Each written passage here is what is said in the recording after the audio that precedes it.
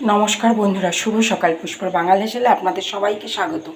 আজ আমি বানিয়ে দেখাবো ফলই মাছের ঝোল, ডাঁটা আর আলু দিয়ে। এটা নর্মাল ডাঁটা, এমনি যে আমরা কাটুয়ার ডাঁটা খাই সেই ডাঁটা আর আলু দিয়ে ফলই মাছের ঝোল করব, একদম নির্ঝঞ্ঝাটে, কোনো ঝামেলা ছাড়াই, কিন্তু খেতে হবে অসাধারণ। তো চলুন, সেই জন্য সবার প্রথমে একটা মশলা বানাতে হবে। এখানে দেখুন, কিছুটা নর্মাল চাল নিয়েছি, সাদা জিরে নিয়েছি, একটু পরিমাণে কালো জিরে নিয়েছি। এটা একটু শুকনো খোলায় ভেজে নেব। মশলাটা বন্ধুরা ভেজে নামিয়ে নিয়েছি। আর মাছের গায়ে এবার পরিমাণ মতন লবণ হলুদ মাখিয়ে নেব। মাছগুলো একদম ফ্রেশ আর এত সুন্দর নরম কচি ডাঁটা, আমি ভাবলাম এতে কোনো রকম মশলা আমি বেশি ব্যবহার করব না। এর স্বাদ গন্ধ বজায় রেখে মাছের ঝোলটা আজকে আমি রান্না করব। গরম গরম ধোয়া ওঠা ভাতের সাথে এই মাছের ঝোলটা জাস্ট অসাধারণ লাগে বন্ধুরা। একবার আমার কথা শুনে এইভাবে বানিয়ে দেখবেন, খুব সুস্বাদু হয় খেতে। ভালোভাবে মাছ মাখানো হয়ে গেছে আর ভীষণই কম তেল মশলায়। এখন তো আমরা সবাই স্বাস্থ্য সচেতন, সেই জন্যই এই রেসিপিটা আমি দেখাচ্ছি আপনাদেরকে। বাস, আর তেল দেবো না। মাছের গায়ে খুব সুন্দরভাবে লবণ হলুদ মাখানো হয়ে গেছে। এইদিকে তেল ধোয়া ওঠা পর্যন্ত কিন্তু অপেক্ষা করতে হবে। এইবার আমি সবচেয়ে প্রথমে দেব বড় পিসগুলো, মাছের মাথাগুলো দিয়ে এইভাবে আমি লাল লাল করে মাছটাকে ভেজে তুলে নেব।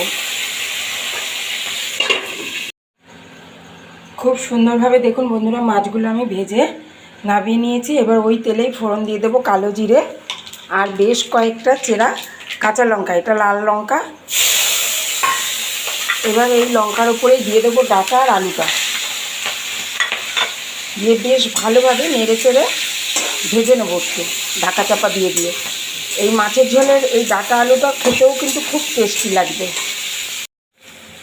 একটু ভাজা ভাজা হয়ে গেছে হালকা। এবার দিয়ে দেবো পরিমাণ মতন মাছের ঝোলের জন্য লবণ আর দিয়ে দেবো হলুদ গুঁড়ো।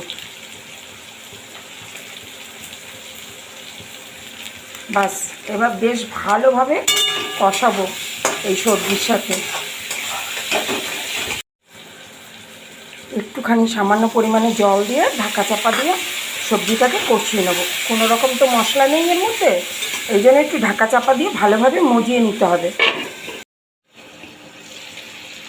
দেখুন বন্ধুরা, কত সুন্দর মজে গেছে। আলু ডাঁটা সবই কিন্তু সেদ্ধ হয়ে গেছে, বেশ তেল ছাড়তেও শুরু করেছে। আর কি দারুণ কালার হয়েছে, একটা সোনালি সোনালি কালার হয়েছে দেখুন। এই সময় দিয়ে দেবো পরিমাণ মতন জল, এটা একটু ঝোল ঝোল হবে। এই পরিমাণ আমি জল দিয়েছি ঝোলের জন্য। এবার এটাকে ঢাকা চাপা দিয়ে মিনিট 3 আমি ফুটতে দেবো, একদম টকবক করে যেন ফোটে।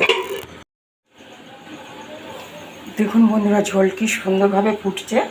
এই সময় পাতলা পাতলা টুকরো করে রেখেছি একটা টমেটো এর ঝোলের ওপর দিয়ে দিলাম। আমি কিন্তু এটা কষিয়ে দিলাম না, কেন এটা গলবে না, তাহলে স্বাদ লাগবে। এবার দিয়ে দেবো ভেজে রাখা মাছগুলো, দিয়ে মাছগুলো ঝোলের সাথে অনেকক্ষণ ধরে ফোটাবো। মশলা ছাড়াও কত সুন্দর হয়েছে দেখুন কালারটা। এবার ঢাকা চাপা দিয়ে আমি এটা ফুটতে দেবো। ততক্ষণ আমি এই মশলাটা মিক্সিং জারে গুঁড়ো করে নিয়ে চলে আসবো। মশলাটা খুব সুন্দরভাবে গুঁড়ো করা হয়ে গেছে আর এত সুন্দর গন্ধ বেরোচ্ছে বন্ধুরা, বলে বোঝাতে পারবো না আপনাদের। চলুন ঢাকনা খুলে দেখি মাছের ঝোল কেমন হলো। দেখুন তো কেমন হয়েছে, কি সুন্দর হালকা পাতলা একটা স্বাস্থ্যকর মাছের ঝোল হয়েছে। গরমের দুপুরে এরকম একটা ঝোল থাকলে ভাতের সাথে আর কি লাগে বলুন।